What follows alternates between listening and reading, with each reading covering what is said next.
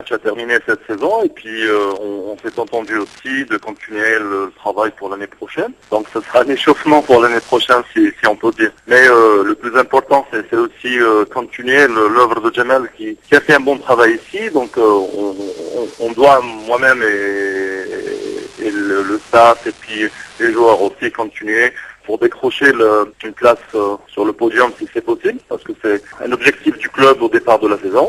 Et puis, Inch'Allah, on verra. Donc, les dirigeants du club auront l'occasion de me voir à l'œuvre. Et puis, moi-même, j'aurai une vision plus claire sur l'ensemble du groupe, sur la façon de faire à la GSMB. Et puis, Inch'Allah, si tout ira pour le bien, on verra pour l'année prochaine. Votre première réunion avec les joueurs, je sais que généralement les entraîneurs n'aiment pas qu'on parle de ça. Qu'est-ce que vous avez dit? Quels ont été vos premiers mots?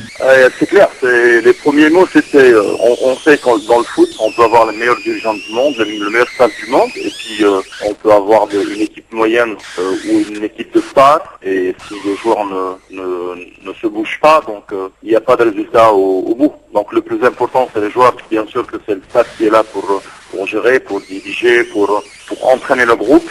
Les dirigeants sont là pour mettre les moyens, mais il y a une prise de conscience de la part des joueurs, et c'est les joueurs eux-mêmes qui doivent décider sur un terrain. Donc ça a été clair, on est là, on est tous payés pour faire notre travail. On est là pour faire un travail comme il se doit. Alors, comment ça va se passer puisque vous n'avez pas de licence pour pouvoir être sur le banc de touche? Comment vous allez coacher? Pour l'instant, voilà, c'est le club avait demandé donc une dérogation en attendant la fin de saison. C'est que notre problème, moi-même et d'autres coachs, va être réglé donc le mois de juin. Donc d'ici là, je ne sais pas si j'aurai une dérogation, donc j'aurai l'occasion de me mettre sur le banc. Sinon, on attend d'abord la réponse de la fédération et on verra par la suite. Aujourd'hui, quand c'est le premier match, ça passe obligatoirement par une victoire? Une victoire, ça va aider, ça va m'aider sur le plan mental par rapport au groupe et aussi le plus important, c'est pas moi. Le plus important, c'est. Où je veux dire, quand on est nouvel entraîneur du club débuté par un match à l'extérieur face à Saïda qui reste sur un nul. H9, est-ce que c'est le meilleur scénario? Le meilleur scénario pour moi-même, c'est surtout pour le club, pas pour l'équipe, pour le club, c'est de prendre 3 points pour se rapprocher davantage au podium. Donc, bien sûr, si j'arrive et on gagne, donc c'est encore mieux.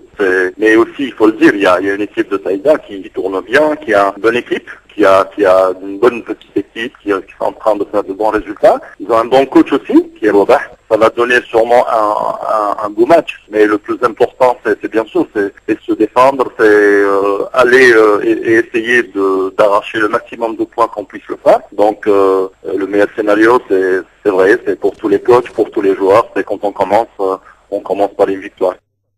Alors, c'était Monsieur Boali qui coachera, je l'ai dit, par téléphone portable, c'est pas le seul. Merci de le rappeler, Monsieur Messaoudem, puisque votre entraîneur